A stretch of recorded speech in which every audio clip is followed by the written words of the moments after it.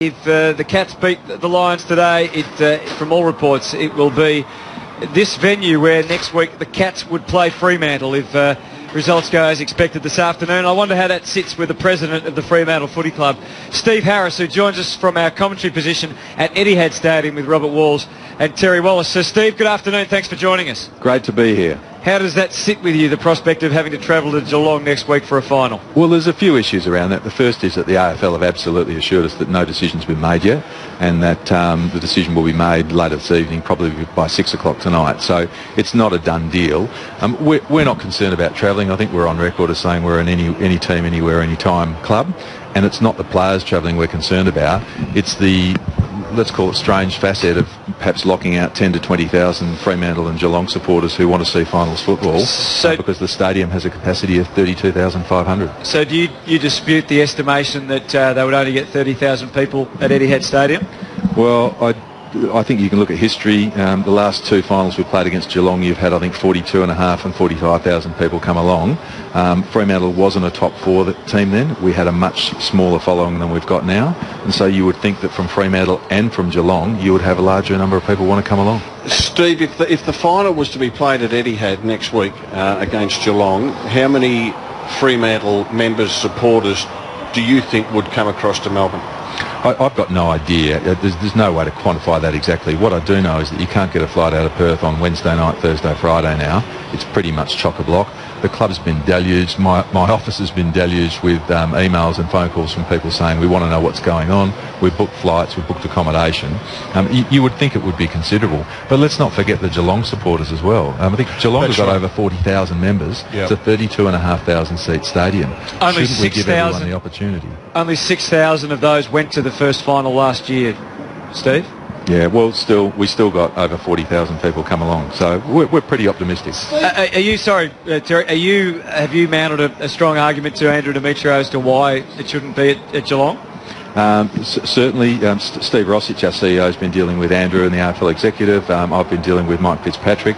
We think we've got a really strong argument. Steve, logistically, what does it do to the football club? Because, we've been involved in, having teams playing interstate and doing things. You would have a normal routine when you come to Melbourne about where you stay, how you work things. How does that change it up, number one, for the team, but also for your supporter base as well?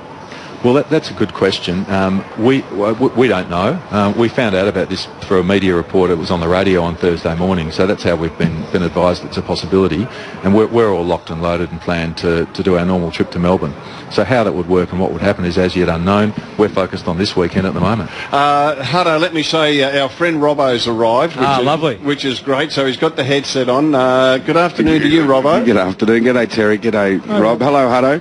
Robbo! Good to see you. No, welcome, mate. Steve, can you just repeat again? So the football team, they're not concerned about going to Geelong? I haven't had any discussions with Chris Bond or Ross Lyon or any of the players around this. This is about how do we get access for our supporters to go and see the game. Okay, we're going to have this build-up for 4 days, or Thursday, Friday, Saturday, and it's a disgrace at the AFL. You found out by a radio announcement. Yeah, well, that is terrible. A decision hasn't been made yet. I know, but a decision hasn't been made. Even though you're one of the teams involved, you found out by a radio interview. Yes, that's rubbish. Anyway, the club, it can't go on for too long because the players can't even allow it to seep into their head that it might be a disadvantage to play at Simonds Stadium. Do you agree with that, Which Terry? it is. We were talking off air with Robert, and I would say free goal advantage playing down there, because the nuances of that ground are just so different. I mean, the wind down there, it is a different ground to play at. I've just come from down the rooms. I can tell you categorically the coaches, the players are not thinking any more forward than 3 hours out here this afternoon. What difference? What difference is it, that extra hour and a half by bus? Has anyone ever spoken? Do they ever speak about that? What that extra the flight over? Then they get off the plane. Now they've got to jump on jump on a boat. Can I tell you, we haven't even discussed this from a player coaching perspective. I've had no discussions whatsoever. This is about our members. This is about people down there in the cheer squad saying to me they're not going to make the trip down to Geelong because it's too far and it's going to cost extra money. This is about people who've booked hotel accommodation in the city and flights who don't know what's going on. Why do you think, boys, why do you think that Andrew Demetriou is so keen to have this final played in Geelong? Because watching him last night on TV, I got the distinct impression that it's going to happen. Oh, so did I. As soon as I heard it on Thursday, I said, this game's here. It means more money to the AFL. Yes, it does. I think that would be part of it. And we think the AFL might need a bit of money at the moment? Part of it. I would think the government has kicked in a lot to get that stadium up to speed. I think that would be part of it. Are you saying that they need money at the moment, so they're going to disadvantage 20,000 fans to get money into the coffers? Well, they've spent a lot in recent weeks, Robbo. They're going to spend more too with Mr. Roos, aren't they? I can't imagine that couldn't be the reason. If that was the reason, we've got a wrong business, haven't we, Steve? It seems a bit strange. There is a precedent for it. I think it was 1897. So I remember that. Glad we're not going back too far. KB played well that day too. Yeah. So it does seem a bit strange. I'm really confident. If you look at this from a business perspective, you look at it from a really logical perspective, there's no reason to do it. We've made that argument with the AFL. We've had what I think is a really good hearing, and I'm hoping that logic shines through and they see common sense. The funny thing about the Fremantle Football Club this year, it's been on such a really, really strong path with their performances. I don't know what's happening off the field in the financial situation, but on the ground, it's been a hell of a journey. And it's just about to begin. It's like you've come around the mountain and there's this glorious valley in front of you, and the AFL throws his curveball in. Not that you're scared of going down there, but it's a little bit of a curveball. Well, one of the things that culturally we've changed at the club in the last couple of years is we've taken out all of the extraneous elements that we can't control. So we're not worried about is the roof open or shut at Etihad? Are we playing at the MCG or not? All the things, when do we fly? How many games are in Western Australia? They don't matter. We focus on things that we can control. So I can guarantee you there's no concern in the football department about where we play.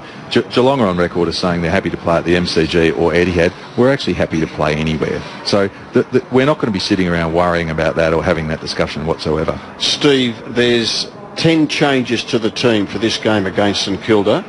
Is that common sense or flirting with your form? Oh, I think it's absolute common sense. Was it explained to you? Were you told that this would happen before it was announced to the footy public that there'd be the 10 changes? We talked about the possibility of it last week after our game last week, and you know the right thing to do. We've got an obligation to try and play deep into the finals, try and make a grand final, and try and win one.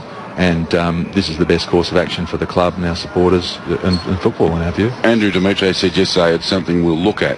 They didn't look at it 2 years ago when Fremantle did it. They didn't look at it another time when a team reached St Kilda. Yep. They didn't look at it then. What's your understanding of we're going to have a look at it?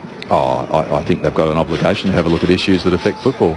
And I don't know how it affects football. They'll have a look at it, put it on the list and give it an evaluation. But clubs have got an obligation to do all they can to play premiership football. I think it'd be very difficult to really get a judgment call on it, because what's okay? Is 3 players rested okay? Is 7 too many? I don't know the answer to that. Where do you balance it out? It's about the seniority and the quality of players as well. Correct. But make no mistake, we've got a team and a coaching squad who are coming out today to win the game.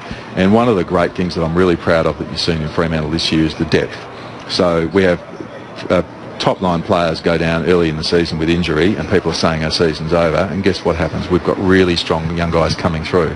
So this is a great opportunity for young players to get out there and prove themselves. Rob, that's why you believe Fremantle will win, because players, say 23 to 27 or 28, who are hungry to try to pinch a spot for finals, you think they'll give their all today? Oh, I do. Look, and the young blokes, they'll provide a lot of energy for players like Pavlich and Sanderlands and so on. I think the older blokes will be really happy to go out with a lot of kids, and the kids will say, gee, a chance if I play particularly well to be part of finals next week. Steve, just a quick one.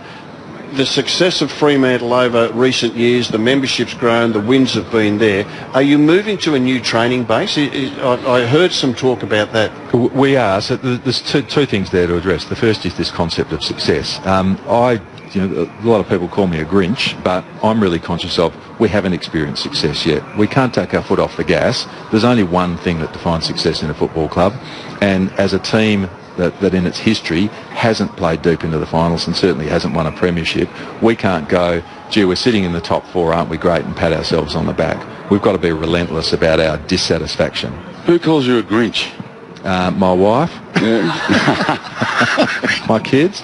No, it's I think it was down at the club during the week, and there were a lot of serious faces, and I said, can we just stop for a moment and congratulate ourselves on where we're at? And they said, yeah, we'll do that for 20 seconds, then we'll move on. Are you guys still in the hunt for Lance Franklin? I don't know that we ever were. Seriously? So that was, I know Ross categorically said no, we're not interested. Then the door was open just a fraction, and then it sort of stopped, and now he's reported. Yeah, look, I don't know that we ever were. So back to your point about the training facilities, we've partnered with a local government called Coburn City Council. It's about 8 kilometres from where we are at Fremantle. We're looking at a $107 million joint development where our facilities will be shared with the public, and it will be the largest, best facility in Australia of any AFL club. We've got 65 million from the City of Coburn, we've got 10 million from the federal government, we've got 10 million from ourselves, and we're seeking sort of make up the difference. When will that be up and running? We hope to kick off construction in 2015, 2016 and be in 2017, 2018 at the latest. Steve, just on field, have you got the replacements for the key position boys that are just about finished? We know you've worked hard for, Harry Taylor, those type of guys, to try to get somebody over the line. You're perfectly placed at the moment, but are you perfectly placed for 3 years' time? I'll answer that by asking you to look at how we've played when Matthew Pavlich has been out injured. How have we played in the forward line? When Aaron Sandilands has been out, how have we played in the ruck? Look at Zach Clark's performance. How have we gone with Luke McFarlane out? Now, ideally, we want those players in. They're really, really good. But look at the depth that's coming through.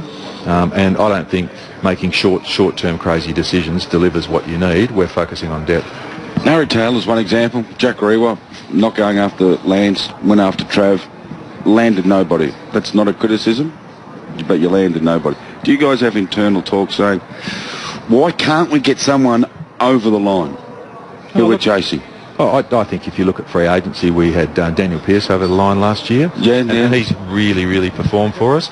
And it's about not doing crazy things. I mean, if you've got a fistful of money, you can throw it out there and get what you want, I think. Trav would have been crazy. That would have come under the crazy headline, wouldn't it? Yeah, but what is crazy? We're really happy with our list management model and what we're achieving. And one of the things we are is discipline. So we're not going to go and do something that's over the top. Were you a footballer, Steve? Absolutely not. No? So I think I've asked you that question before. You have, about 12 months ago. Yeah, I just like finding if people were footy club people rather than business people. So you've obviously come into the club to be a pure business model club? I do take a business approach to the club, and I've certainly got that focus, and I've got a strong view shared by the directors of the club that we've got a really strong executive, really strong football department, and we need to empower them and let them get on with their job, provide them with a framework in which to operate, make sure they've got the financial resources to operate, and let them get on with it. So is the Grinch allowed to be a little bit excited? Yeah. For about 5 seconds, I'll be excited. Can you lend us $10? If we win this afternoon. Can you lend us any money? For you, $20. I'll wait some long time. Yeah, and a new alarm clock. If you're a betting man, where are you playing next week? If I'm a betting man, we'll be sitting right here next week. Enjoy the trip down the highway, Steve. Thanks for joining us. Thank you. Steve Harris, the Fremantle president.